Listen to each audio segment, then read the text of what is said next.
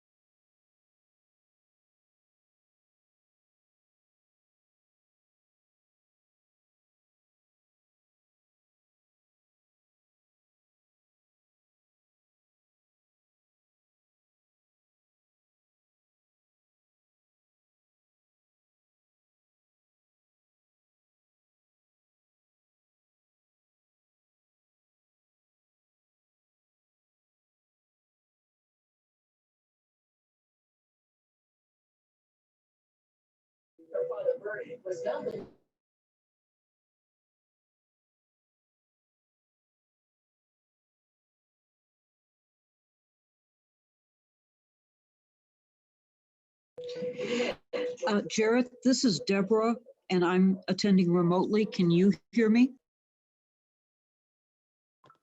Yeah, I can hear you, Deb.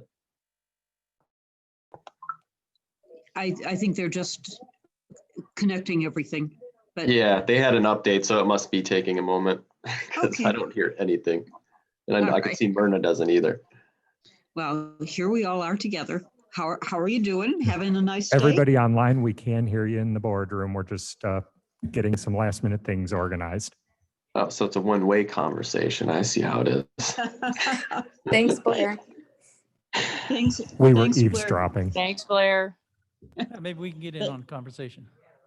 We were just getting into the good stuff.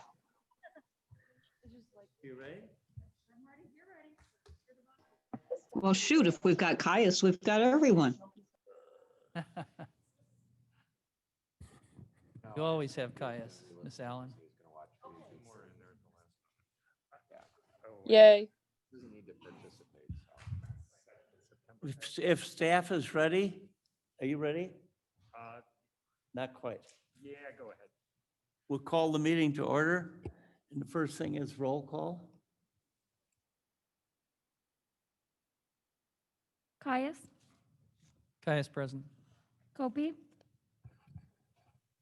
Molina, Molina present.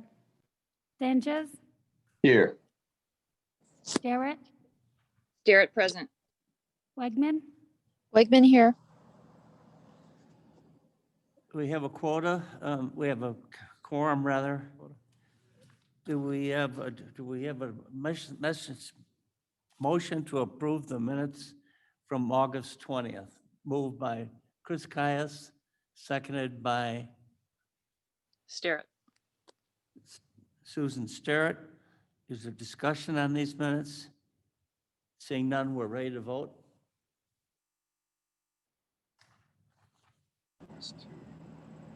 Caius, Caius, yes. Molina, Molina, yes. Zenges,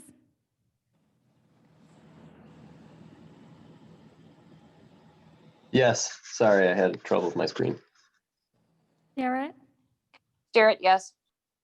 Wegman, Yes. They're approved. Is there anybody, if a public comment, either online or in the room? Seeing none. We'll talk to our partners with Steve Arnold from the manager from Kane County Farm Bureau. Good morning. It looks like you have a very busy agenda this morning, so I will try to be brief. I only handed out one thing this morning, and that's our September Kane County farmer. A couple of things in there that I thought might be of interest to the committee. The pollinator rain garden that we planted in July was recognized by the Conservation Foundation with Conservation at Work signage last month. We are doing a fundraiser, an annual fundraiser for scholarships that will begin next week, selling mums and harvest decorations on our parking lot to raise money for college scholarships.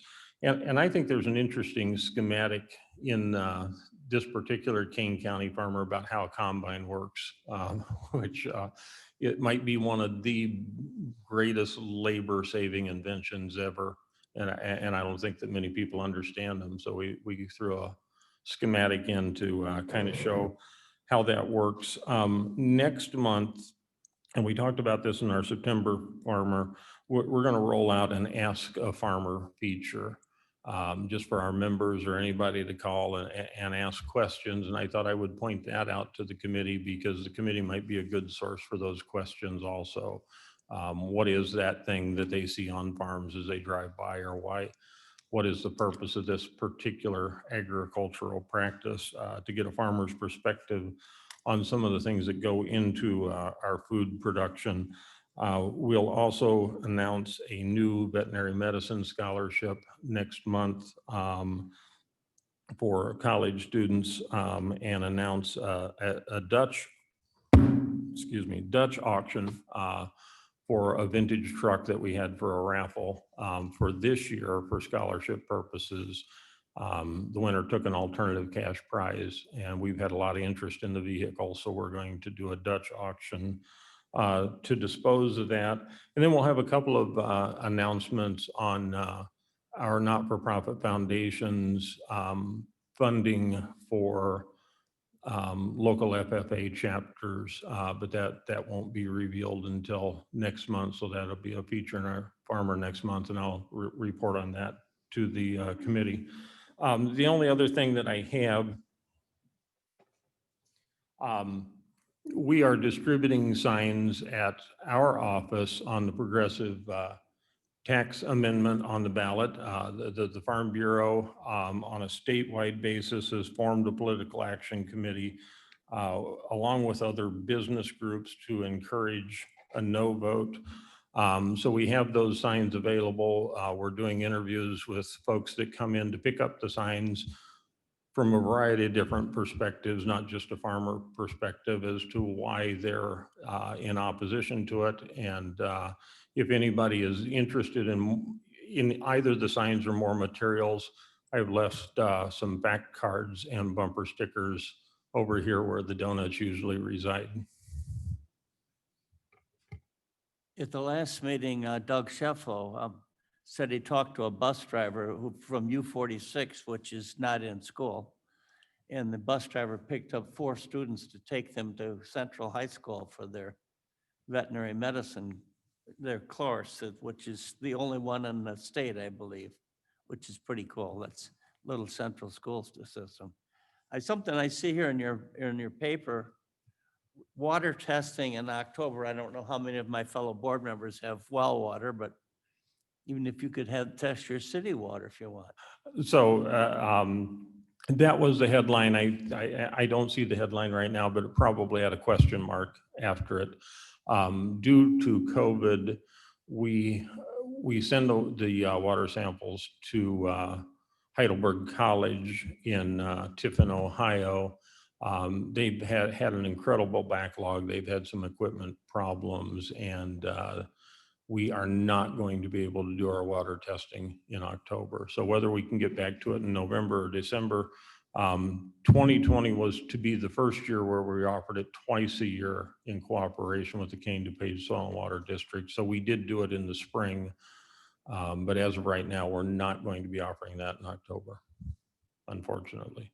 I noticed the forest. You want to find something else that we're not doing in that paper? All right, are there any other questions for Steve? Come on, stump the Steve. They don't want to try and do it.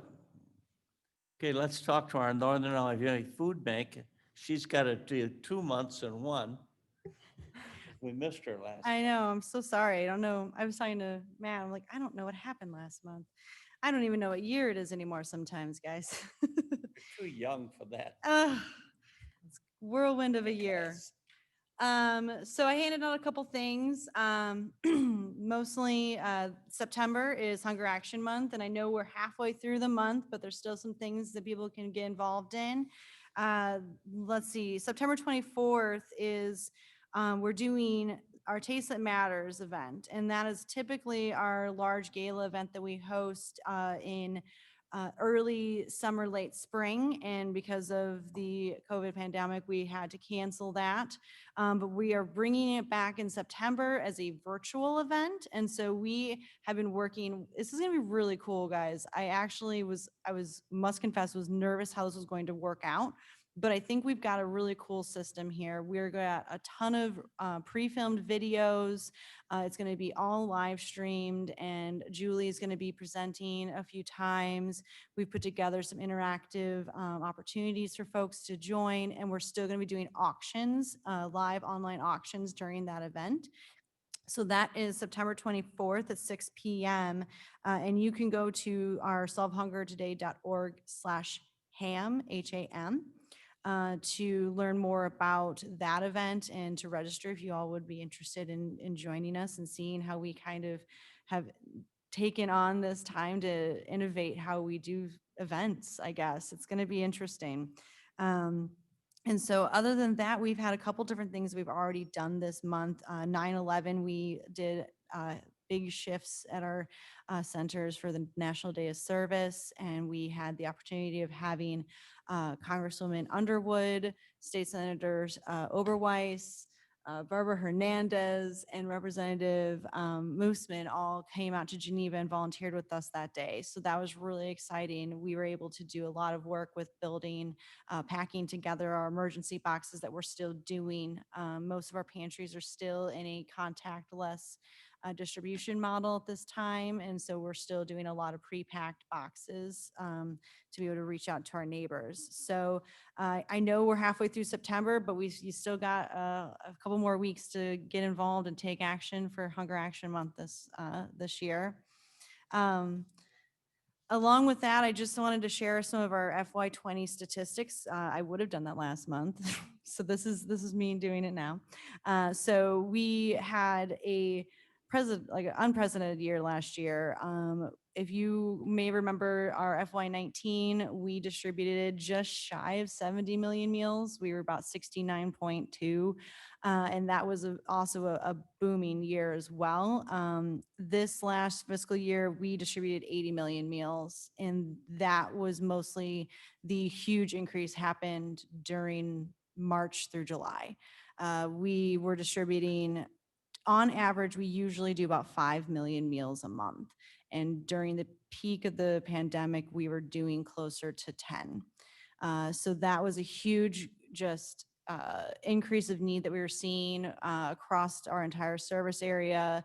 At some points, we were seeing a 60% increase of folks reaching out to our network. We're still seeing anywhere from a 30 to 40% increase. And even though we've kind of found a new normal, there's still high level of unemployment and a lot of other things going on. And so we are looking towards the future of still seeing that increased need for months and honestly, maybe a year to come. And so we are looking to see what we might need to be doing, increasing the capacity of our pantries, doing some more innovative programming. So that's just some of the things that we're seeing. And with that, I wanted to just mention this because I know this would be very much more of your guys' interest. One of the programs that has been instrumental in our ability to reach and to meet this increased need is the Coronavirus Food Assistance Program and the Farmers to Families Food Box. We have been receiving product from that program along with our usual product from the Emergency Food Assistance Program this entire time.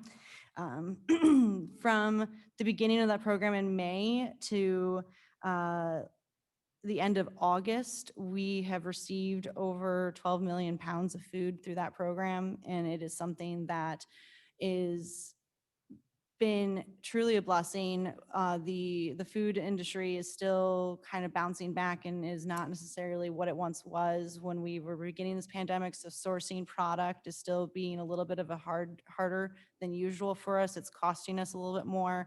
And so, and with the increased need that we're seeing, this additional product has been just invaluable to our ability to actually reach and feed the people that need it. The product has been amazing: fresh produce, protein, dairy boxes, and the dairy boxes are fluid milk, cheese, sour cream, yogurt, eggs. And so the product's been amazing. We are currently looking at the third phase starting next week. But we are not exactly sure what's going to be happening with the program.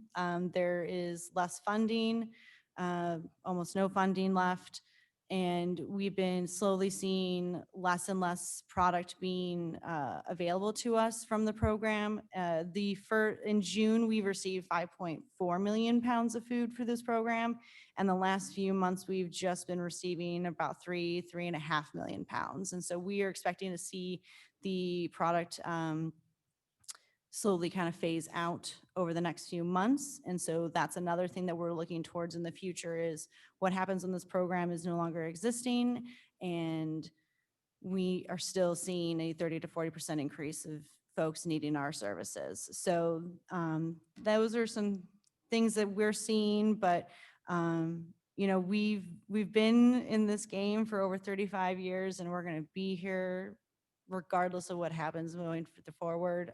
We're going to be here to be able to feed our families. So if anybody has any questions about that, I can hopefully answer some things. How many meals did you serve?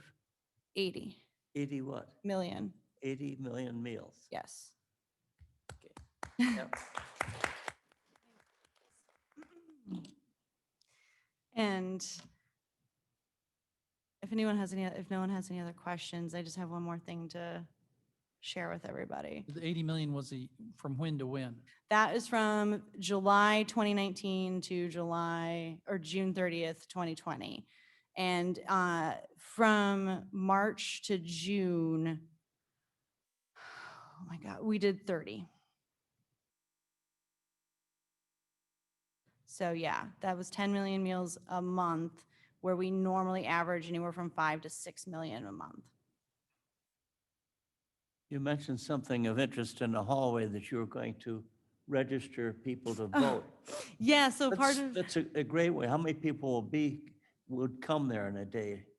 oh, I think most of our efforts are going to be virtual this year, just given, most of our efforts are going to be virtual this year, just given, you know, everything going on. So it's going to be a big virtual push. I'm certain we can, I don't know if there's a way to actually record how many people are going to register because of us, just because that's, you know, more private information, but we'll have a big push online, on social media. We'd whatnot. better hear you if you took your mask off. I'm sorry.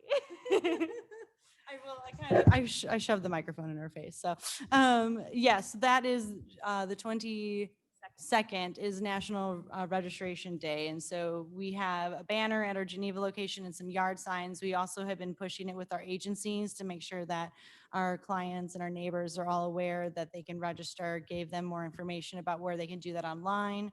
And so that is another kind of thing that we're trying to do, along with, you know, working with our Census Bureau folks. We've only got a few more weeks to finish that up. So there's a lot of great things that we're doing that may not necessarily immediately seem like it has something to do with food, but all those things are important to making sure that we can have good policy and have good data so that we can make sure that we know that we're feeding the folks that need it.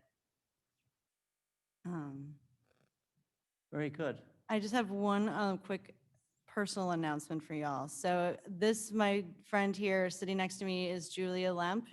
You may remember her from last summer. She was my Tyson intern. And then she's come to join us in the last few months to help backfill some assistance during the coronavirus. So she's going to be coming to these meetings moving forward in my stead. I actually have accepted a position with the St. Louis Area Food Bank as the advocacy manager, and we'll be moving. My first day is October 5th. So Julia Lemp will be your new face for the Northern Illinois Food Bank. We train them and they steal them. I know you've gone through Steve to me. I feel like you keep upgrading though. Please trust me. They have a So- very good report. It's too bad the people that are online can't see the things that we have with all the numbers that I can share that digitally if that would help people too. you could give extra ones to our fine staff here and they could put it in the mailboxes and they will sit there until board members go to their box to get their stuff. Certain ones, right? Not you, Chris. All right, if there's no other questions, let's do the presentations and Kane County, DuPage County Soil and Water Conservation District updates. Patrick? Hi. I don't know if this is on. Did you hear me without it or? No. No? They can't hear you Oh, okay, I see. online. Yeah. Mm-hmm. Yeah. So I was speaking with Janice last week about the STAR program, and she figured that I should just come here and talk about the Saving Tomorrow's Agriculture Resources. And I thought, while I was doing that, I might as well give a little bit of updates on the Soil Water Conservation District. So here we go. So the Saving Tomorrow's Agriculture Resources, it's this voluntary program that farmers sign up for, and they look at how their farm rates and in terms of their contribution towards the nutrient loss reduction strategy. So I'll show you certain highlights that it goes over for that evaluation in the upcoming slides. But up to this point, we've had 4 fields signed up in Kane County and processed, and our Soil Water Conservation District has signed on back in December, and we're licensed, so all communication is done between our district and all the STAR applicants. So this started as a pilot program in Champaign County, and it's spread throughout Illinois, and now it's been signed on with the whole state of Iowa, I believe, and also certain members of the supply chain like General Mills and even McDonald's have interest in the, yeah. Oh, sure. No worries. Any questions so far? Start again. Mr. Arnold?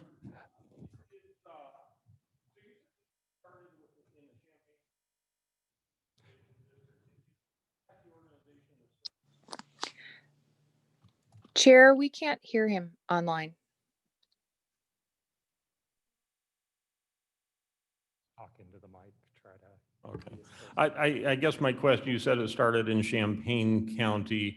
I wondered if that's like the official headquarters or the agency that certifies, or is there a certification program? Yeah, it piloted in Champaign County. They're pretty progressive and everything, and they got great staff down there, and they started it up. And ever since, with each district that signs on to the agreement, then we pretty much get the licensing. So we do the field evaluations. We plug it into the Excel document, and it spits out a rating. So all coordination it doesn't have to go down to the Champaign office. It could just be between the applicant and the farmer, or the Soil Water Conservation District. So Thank you. no need for that. Back on. So certain highlights from the past crop year. you can find on STAR's website. They have the Farmer of the Year, the Licensee of the Year, Partner of the Year. It's just acknowledgement of people's hard work, and you can see they're handing out boxes of Frosted Flakes just to show like General Mills interest in it and whatnot. So, well, it's pretty difficult to see, but you can see the different highlight points that is on the STAR. On the STAR form, looks into the tillage, looks into the crop rotations, looks into certain conservation practices. And at the time of application, the farmer does not know how much points is associated with each one. So they fill out this check sheet to the best of their ability, and then they send it to us and we plug it into that document, and then it'll give us a rating from 0 to 50, and then that will correlate with the amount of stars that they get as a result. So if anybody wants this information, please reach out to me or just call the district and we could send you one of these field forms. One of our applicants was interested in potentially having a social media graphic that goes with it. So typically with the STAR program, we have field signs that go with it. He was interested in his social media presence, so I put together this graphic, and I'm coordinating with the Champaign office about maybe implementing this moving forward. But certain highlights, I highlighted the positives from what he filled out on the form, and looked at the 2020 crop, what they did this instance, it was soybeans, looked at the acreage, and I also highlighted what watersheds it goes through. So this one is split between the Fearston Otter and Union. So we'll keep working on that moving forward, but give it a little bit of a social media presence. And then I just want to say that we do have 2020 Conservation Practice Program, CPP, money available. We have $10,000 available, and we want to kind of diversify that money, go back more towards agriculture practices. Traditionally, we transfer over that money to Stream Bank Stabilization Program because it kind of aligns with our, it's simple for us because when we work with the Army Corps of Engineers, we have applicants coming in all the time talking about stream bank stabilization. So typically we just throw money towards those projects, but we would like to see more pollinator habitat, filter strips, cover crops, all that spread out throughout Kane County. And more information, call into the office. And then other important updates, as you can see in the top right corner, we've updated our logo. And our NRCS district conservationist is retiring at the end of next week. So that will be vacant for a little, but the state is prioritizing refilling that position.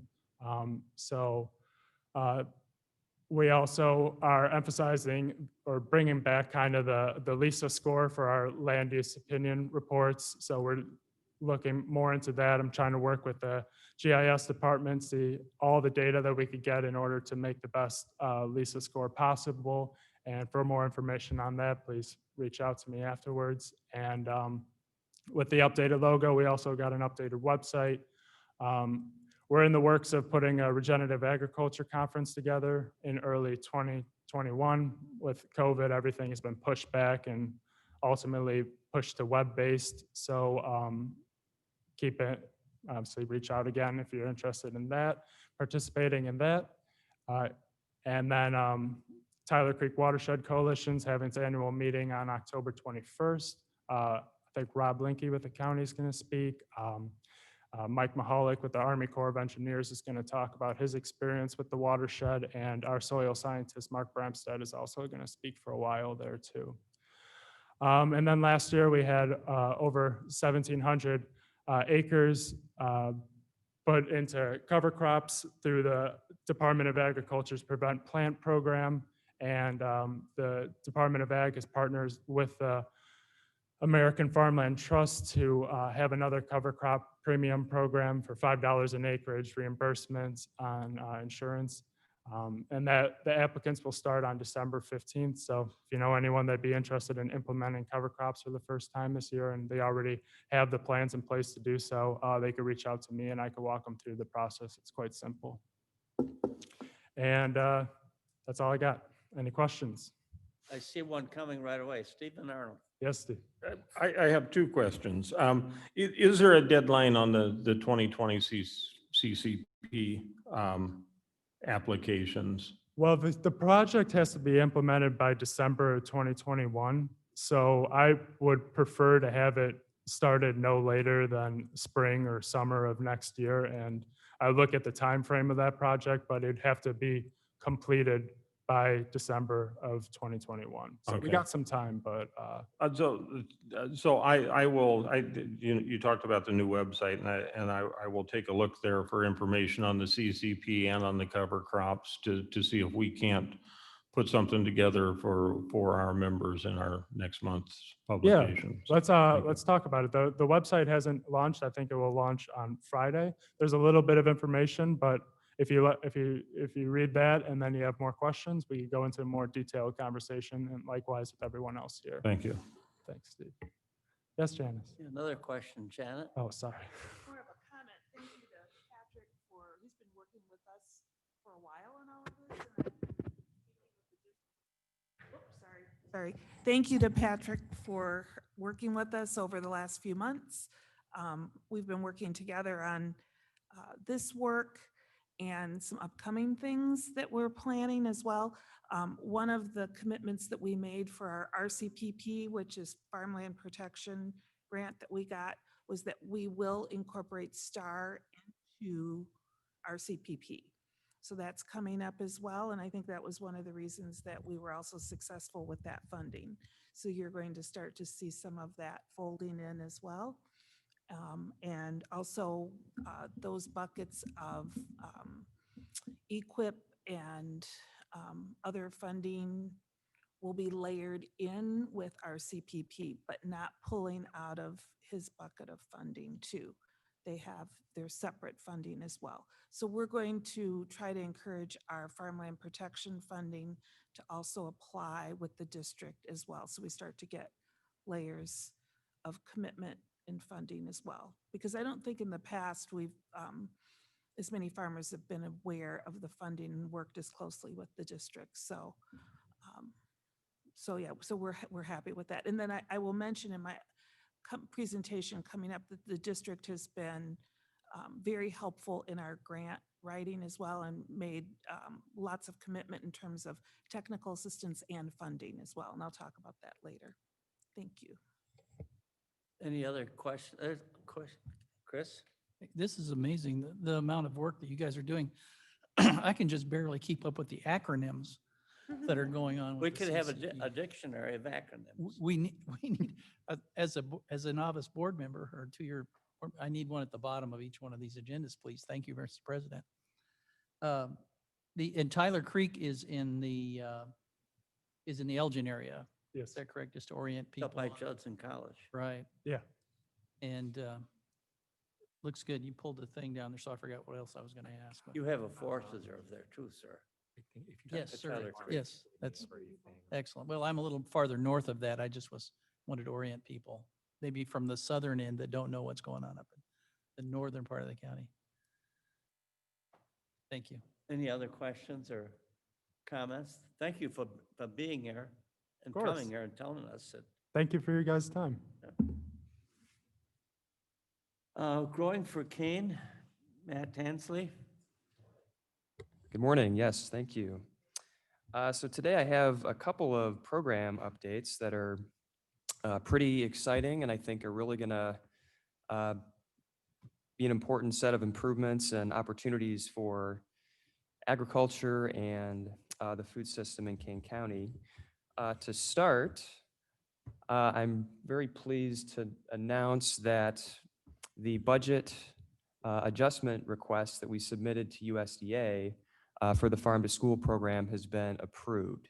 So this is really going to allow us to make some really important investments, both in terms of some of the existing areas of the program, but also to develop some new program opportunities that didn't previously exist. And so we were able to make this possible by repurposing some of the funding that had been set aside for staff time that instead is going to be an in-kind contribution, And we were also able to save on some of the expenses that were budgeted for. So that savings is going to be rolled into some of these additional program enhancements and new program features. I want to mainly focus on some of the new program activities that we're going to be launching. The first one is the Farmers in the Classroom speaker series. And so really the idea behind this is to bring agricultural professionals, farmers, maybe other businesses in the food service supply chain and invite them to come into the classroom at the JJC and talk about their businesses. And one of the ideas that we had with inviting farmers in is to maybe give them the opportunity to do virtual tours of their farm, so they could give, do a recording of their farm and kind of show the different working aspects of it. And then they could show that video in the classroom as part of their presentation. So that's one idea that we're going to look to pursue. The largest program investment that we're going to be making is going to be an enhancement to the outdoor garden. And so we're looking to plant up to 9 apple orchard trees next to the outdoor garden area. So this is really going to boost the productive capabilities of the garden, providing a lot more fruit. It'll probably take at least a year for those trees to be mature enough to produce. But once they're planted, that's going to be a really strong enhancement to the program. And it's going to provide, in addition to the fruit, it's just going to make the environment a lot more inviting, providing shade, some shade to an area of the garden. And just kind of building off of that idea that the garden is going to be kind of a sanctuary, a place of rest and recuperation for the kids as well. So in total, this is going to be, a shifted investment of over $10,000. So this is really going to be a significant improvement.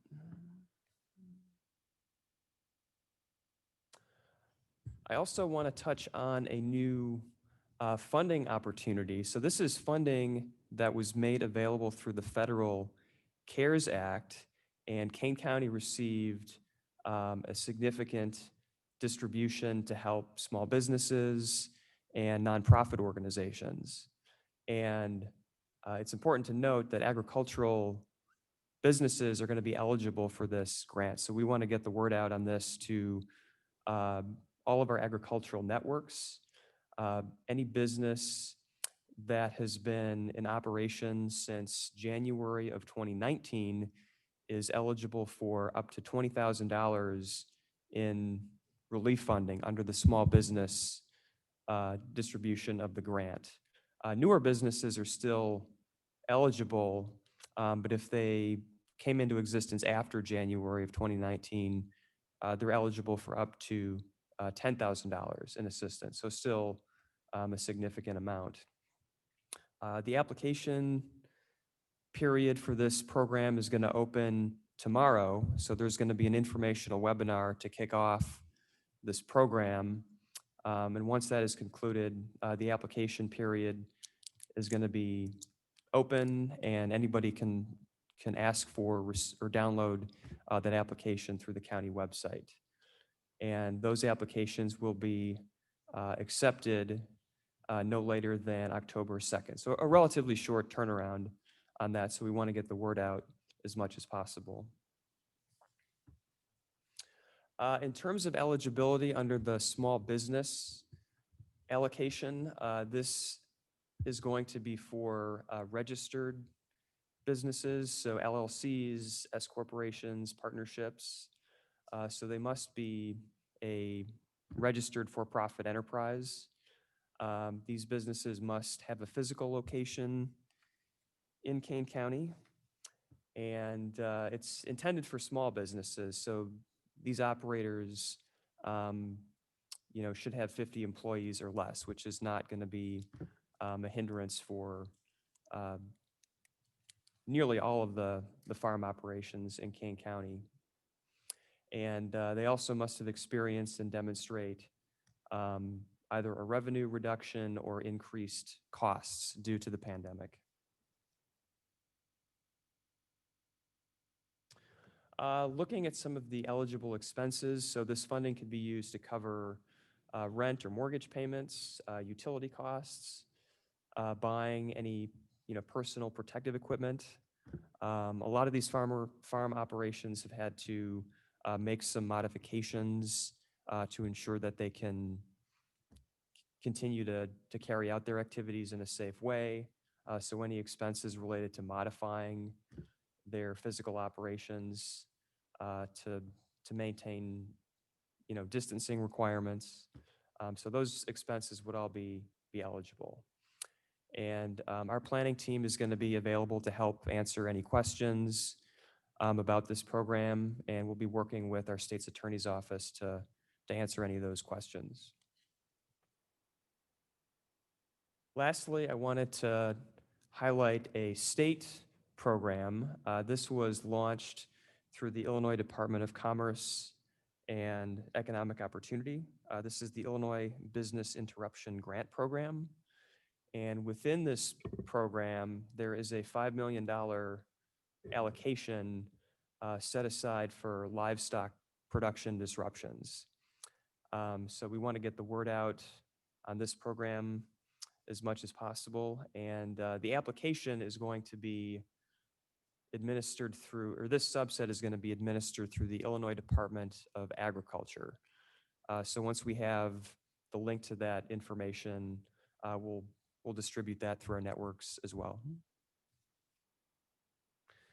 And that is all I have. So if anybody has any questions. You had a lot today, a lot of opportunities for people to take advantage of. And Mr. Mr. Arnold, I know I just posed this to you yesterday, Matt, and it may not be enough time, but do you know whether, we forwarded the information about tomorrow's meeting to about 400 people. But do you know whether it will be possible to tape that so that folks that can't make that webinar, that Zoom meeting tomorrow, can go back and take a look at it later? Right, and I know you had asked about that, so we'll have to see if that's, I would assume a recording would be available, but we'll see. Yeah, if it is. I believe the county's website for that says that a recording will be made available afterwards. Thank you. one more question. Well, just to touch base, and that's the $10,000 that you're going to be using for the JJC that was just recently passed, the budget transfer. It was just a clarification what that was all about, right? Right, so that adjustment was, had been approved in advance. So we had anticipated that USDA would approve it, but just to keep everything moving along quickly, we wanted to move it through the county board process. Yeah, great. Thank you. Yep. Any more questions or comments? We'll go on to RCPP webinar overview, next steps for Kane County. Jody Wilnett. I just have one slide that shows the watersheds in Kane County. It's very timely that we're both on the same agenda with the Kane DuPage here this month. So we can kind of review the program as a whole, as well as how it relates to the greater Fox River watershed. So I was on a webinar that was hosted by the Fox River Study Group, and we've talked in the past a little bit about the difference in how our ag is identified within the nutrient strategy documents for Illinois versus the Fox River Study Group's goals. And just as a quick review, being that a lot of our farms are tile drained, much of the emphasis in our nutrient strategy has been on nitrogen. However, the issue with the Fox River is phosphorus, and this is a greater challenge to Kane County in that We don't have many highly erodible fields that we can relate the phosphorus loading to the Fox River to. So out of that webinar, we had some speakers, and specifically the Fox River Study Group was looking at the potential of applying for a RCPP grant for the Fox River watershed as a whole. And we started to drill down a little bit. There were some examples that were presented from Wisconsin and Iowa, and how we would exactly approach that when we have clearly a nutrient loading from phosphorus here, but the non-point source from phosphorus that isn't wastewater is not well identified in Kane County. So through this discussion, we had specifically identified that phosphorus is typically from ag fields where there's drainage directly off the ag field into the creek, and it's considered phosphorus that's attached with soil particles, so it would be non-soluble phosphorus. Phosphorus that would end up in any kind of tile water that's coming out of a wastewater treatment plant is considered soluble phosphorus. So when you're testing, you usually test for total phosphorus, and then you also test for that soluble phosphorus. So you have this difference in the two numbers, which would be what potentially would be coming off of the fields. We talked a little bit about the Empress River watershed study that's down in Champaign, kind of to the southeast of that area. And there was some research that was done specifically in farm fields that are very similar to the fields in Kane, where there's a lot of depressional areas that hold water during certain periods of the year. And the intent of the study was to determine if there is a source of this soluble phosphorus that is coming specifically from field depressions. In reviewing the study, the amounts of phosphorus that are coming from those field depressions are so low that the cost to potentially treat that water would just not be feasible. But that study also kind of pointed out the potential for Kane County to look at our phosphorus non-point source pollution. Could you bring up? Okay, thanks. It has the potential to also look at our different minor watersheds and not just the Fox River as a whole. So we were able to dig down in some of the Illinois State Water Survey's trends studies. And in the Empress River, there were significant differences in some of their sub-watersheds, their smaller watersheds, on their phosphorus loading from non-point source pollution versus some other watersheds that were well below any regulatory levels. So if we could do the same for Kane County, we could potentially pinpoint the sub-watersheds from the Fox River, such as the Tyler Creeks, the Mill Creeks, the Welch Creeks areas, and where the majority of our phosphorus loading is coming from, and then develop almost like a decision tree that would go through if a farmer is approaching us through the STAR program or through Kane DuPage and Janice's work, that we would be able to determine the potential impacts on the phosphorus loading for one area versus another. So that brings me to kind of the data gap in what we have. The trends study that was done by Illinois State Water Survey focused on testing points in Nippersink Creek, Tyler Creek, Poplar Creek, and Fearson Creek, and Blackberry Creek. And in reviewing that data, we see that a number of the creeks, such as the Tyler Creek and the Poplar Creek, are so low in the phosphorus loading that any potential input of phosphorus strategies beyond like a cover crop type of situation and field management would just not be cost effective because you're already working with such a low phosphorus loading. However, Fearson Creek was very interesting in that the total phosphorus was 0.2 milligrams per liter, which is double what the Wisconsin standard for the Fox River is, and quadruple what the goal is for the Fox River Study Group. And then we saw that the dissolved phosphorus was below the Fox River Study Group's goals. So what that tells me is that specifically in the Fearston Creek watershed, that there is the potential that we could be looking for that surface loading, the solid form of phosphorus with some erosion management practices to help reduce that loading. Whereas in the other creeks such as Poplar and Tyler, you're kind of throwing money at a problem that really isn't there. So our data gap here is that we don't have this kind of data for all of our sub watersheds that could help us pinpoint where these best management practices would be best located in Kane County.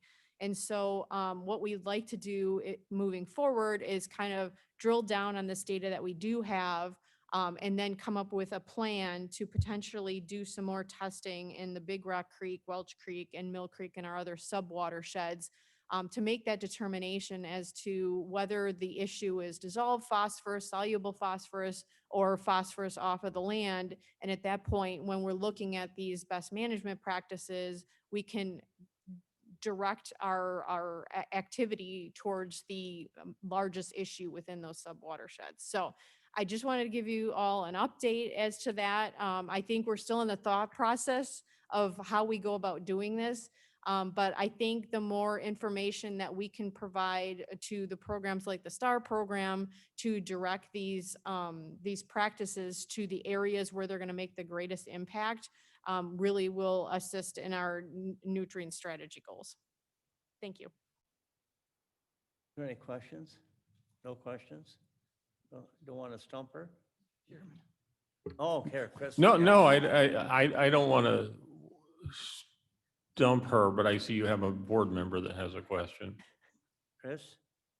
Just to locate Fearston Creek, it comes through the Leroy Oaks area. Yes, Is that St. right? Charles area. Then it must, does it feed beyond that from a broad agricultural area? Has it been meant? Yes, and that would be one of the pieces of the puzzle that we would work specifically with our GIS department. There's ways that we can make some determinations on some, separate both the urban area, and we've specifically excluded anything that drains directly to the Fox River because of the fact that that is so urbanized that the impact of non-point source pollution is going to be very small in that area. So we would be looking at working with our GIS to piece out what's urban versus farm and acreage wise, as well as the slopes that would point to that highly erodible areas that would potentially be key areas to implement some buffer strips or stream bank stabilization for those areas. Thank you. That essentially answered my question, which was in regards to the differences in topography and land use in some of these different watersheds. So thank you. Oh, Janice? You have to go, hey, what's the? Sorry, more of a comment. Jody and I will be working together soon. All right, thank you. Is there no other questions? We'll go to mitigation fee updates. Oh, I think my colleagues, there we go. I think my colleagues have set the stage for my presentation very well.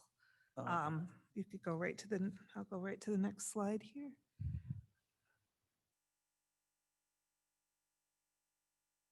How come my tomatoes don't look like that? Oh, they were. So the work that we all do, if you kind of even think back to the 2001, if you were here, 2001 farmland protection is when the ordinance was approved. At that time, we didn't have an agriculture committee. We didn't have all of our partners, Northern Illinois Food Bank and Farm Bureau and all the different departments and Soil and Water District at the table talking to the Agriculture Committee. We were just kind of working on one aspect of just getting land protection done on one parcel at the time, and bringing those in. And of course, over time, it's become a much larger process and a much larger, more complex way of doing things. And I think that that's the way that it should be, because that's the more accurate way of addressing agriculture in its totality. There are many aspects to it. There's soil and water protection. The two go hand in hand. You can't just address one aspect without the other. And certainly the funding that we get from the federal government for land protection requires us to address that both together. And we're going to continue to see more requirements of that. The same is true when it comes to partnership for the work that we do. We can't talk about this kind of work without having all of our partners at the table. And you may remember this slide that we've had up before, all of the partners, and this certainly is not our full list. We sometimes have other slides that show all of the people that have participated over time. But when we talk about just even the examples of some of the most recent grants that we've received, we now have just recently received a grant from a bank. Compeer Financial just brought $10,000 for our local food farmers that we're going to be able to distribute soon. Commonwealth Edison, a utility, just granted us funding for a project. So we have lots of people bringing money to the table, but they also have expectations for local match and more money to be brought and more partnerships. And they also have expectations of what we're going to achieve. I mentioned Soil and Water District, that they've been bringing more technical assistance to our programming and as well as funding. And I'm very appreciative for that. Not every grant that we write, though, is funded. And we have received some responses that were rejection letters. And sometimes those are disappointing because we feel that, those were great ideas, but the competition is significant. We were used to presenting a single application from Kane County and getting funded. And I do believe now that our most successful grants are those when we're part of a regional or a greater partnership application. So we're going to see that requirement, I believe, more and more. So the fact that we have our agriculture committee, we have great partnership, and we have multiple funding sources as well as additional local funding match is going to be more and more critical to be able to bring that to the table. So that is part of what I will be, and that all of us are requesting here, is for your consideration coming up to increase and diversify our local match. And one of those will be to create a new fee, a new revenue source. As you know, many of you on the board will know that the Riverboat Fund did grant us recently our full request for $300,000 for this year. But to put that in perspective, back in 2001, when the fund was created, that was $5 million. So you can see that decrease over time. And I think in the heyday of funding, we were receiving maybe $2 million every year for funding easements. So we really need to increase our funding for farmland protection and all the things that go with that in terms of not just the purchase of the easement, but all of the packaging that needs to go with that for that easement and all of that soil and water consultation and everything that goes with that. To be able to continue our programming for farmland protection and growing for cane. So, so we will be requesting that soon. In the next month, I'll be bringing a report before you for your consideration. And I'm going to go to the next slide. There we go. And this is going to be what I'm calling the preview today of this concept. I've talked about it before. At this point, I'm calling it an agriculture land conversion mitigation fund. This fund will be an additional fund that will be created for the purpose of funding this work that we've been talking about today, both the soil and water fund, to help support those easements and other work that revolve around soil and water protection. And that includes those easements. So first of all, the first point is that our agricultural lands provide the jobs and business revenue and environmental protection, soil and water for food, fuel, fiber, for both our local and global economy. And in that's our fundamental purpose of all of the work that we do, that you've all heard today from all of us. And I think that that's always going to be our headline for everything that we do. And the land that supports that, which is throughout the county in all different locations, certainly in our agriculture corridor, but we also know it's throughout the county at different locations, will at some point be removed from the land base. It's certain areas will at some point be removed. Some of that jurisdiction is not within the county's jurisdiction. Some of that's going to be within municipal jurisdiction that does come off of that. And that has been happening throughout over time. And when that happens, that land does go to other sectors. There's no question about that. It'll be maybe for residential use, manufacturing, commercial. That has been happening over time. But then there's a loss to the agriculture use when it comes to jobs and all those supporting businesses. And that transition has been happening over time, and you'll see that in the upcoming report, that, the documentation of that change over time.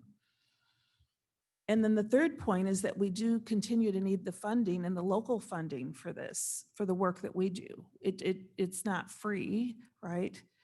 We support it locally, and then we obtain other funding from the federal government and other private sources.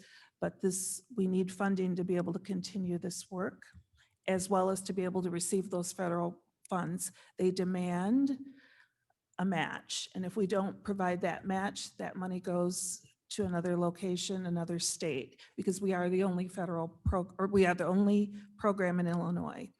If we don't apply within that year that money comes, it goes to another state, leaves the state. And then finally, this fund, if we created this, would be, as I mentioned, the only in Illinois. So we, again, will be a leader. There's no one to follow when it comes to this, just like when we created the Farmland Protection Program, we're right out there in the front. But it would provide this fund for the work that we are already doing and the work that we anticipate that we have to do. And as we, the challenge I think that we discovered when we started this work is the more we dig into it, the more we realize there's more to do. And I think that was revealed today with Northern Illinois Food Bank in their discussion about, the more that was received and the more work there is to do. Same thing if it's Matt's work when he was describing the farm to school. The way that the application went for farm to school when he applied for it, there was a better approach the second year in. So he didn't just leave it the way it was, he revised it and came up with a better program. Jody, in her years of experience in water resources, now has gotten to a different level. We're able to bring it to another level. So we keep refining and refining. This is work that no one else is doing at the level, no other county is doing, I can guarantee that. And certainly when you put all of it together. So we have to come up with funding that matches that. So this is the start. This won't be the only, because we have lots of approaches, if you go back to that other slide, that we have to pursue. But this is one that we'll be preparing for next month. So anyway, so that's that. And so next month, what you're going to, there we go, sorry about that.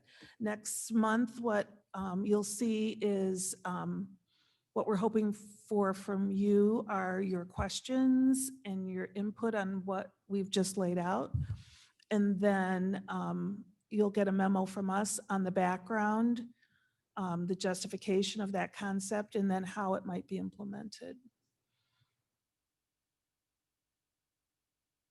Okay, Mark, you have any things you want to add? Mark?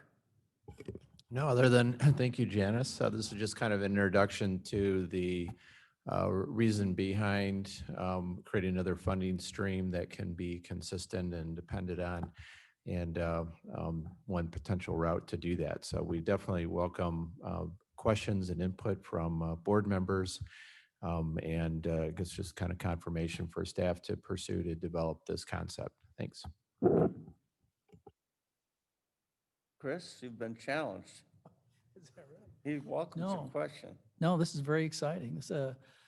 It's conceptual, so my little wheels, the wheels in my brain are turning to, I'll be anxious to hear how this is going to play out, because we definitely have like 3 different things going on. We want to save the agriculture, the traditional agriculture in our area. We have the development that is working in business to improve more business, which is actually at a conflict with keeping our farmland in a lot of cases. So we need to balance that, make sure that we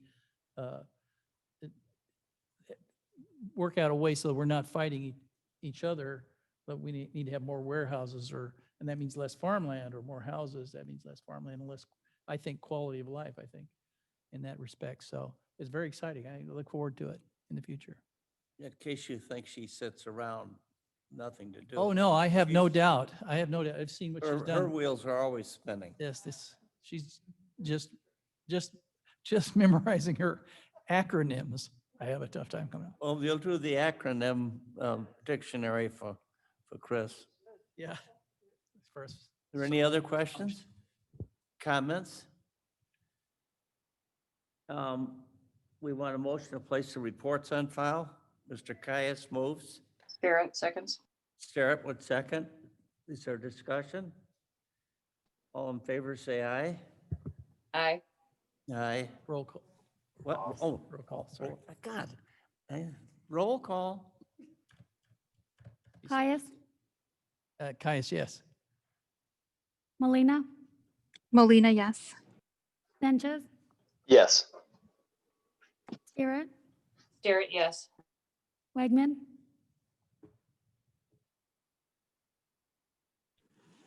Yes. All right. I'd say yes also.